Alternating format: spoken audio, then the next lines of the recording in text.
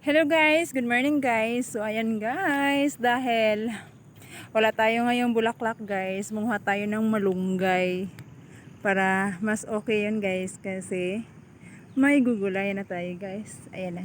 So yan po yan guys, yung aking gugulayin mamaya guys. So malunggay po tayo.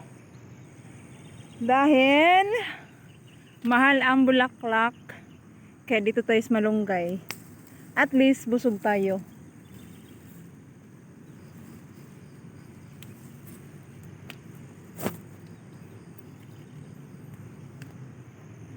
So yan siya guys. Oh.